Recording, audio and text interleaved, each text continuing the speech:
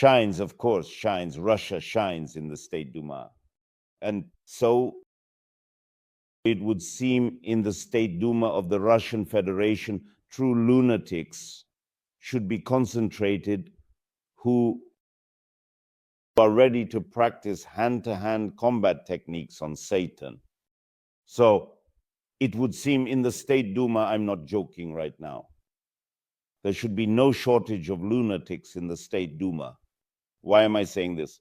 Because the General Deputies Conference, titled Innovative Methods of Isolating and Eliminating Satan. I'm not joking. Look, there's a video recording of this event on my Telegram channel. Innovative Methods of Isolating and Eliminating Satan. This conference managed to gather, well, there, about a dozen probably of sluggish deputies and a couple of stray priests. The conference was opened by its initiator, the head of the Defense Committee, Comrade Kartopolov. Well, his condition, I must say, has always caused justified concern. But this conference speech by the general, dedicated to the battle with Satan, allowed for a more precise diagnosis. However, why did I mention the unexpected shortage and the fact that there were only about a dozen representatives? The lack of attendance at this important event should not be interpreted as a sign of rationality. There is no rationality or common sense among some of the deputies. According to Kartopolov himself, who was grabbing everyone by the button and trying to negotiate their attendance, no, the deputies are simply wary of being recorded and seen as open enemies of Lucifer. And of course, they gathered to observe the battle from the sidelines.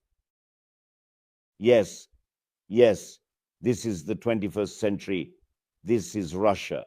This is a documentary matter confirmed by Kartopolov's speech at the conference and all the necessary materials from this event.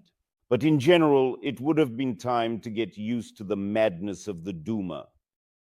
At this epochal meeting in particular, the question of inviting the enemy of mankind, Satan, to Okhotny Rayad was long debated, probably to give the scoundrel a chance to repent at the podium of the Stat Duma and fall at the feet of the people, as expressed by Kartopolov II on kindred spirit by diagnosis, the elected Burlaev.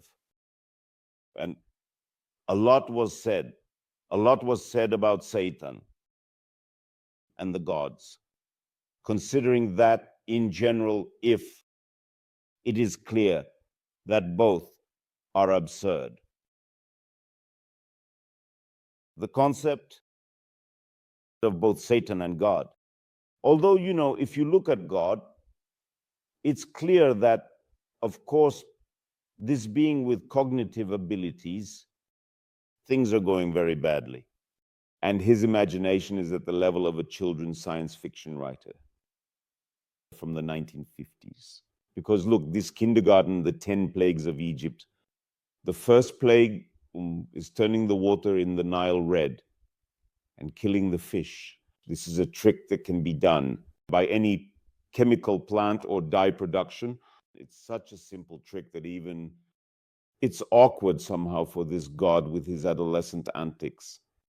Then the increase in the number of frogs. But indeed, the death of these frogs, which is not surprising, since a frog is an amphibian, it cannot stay in the open air for long. So it had to dry out. They had to dry out and die.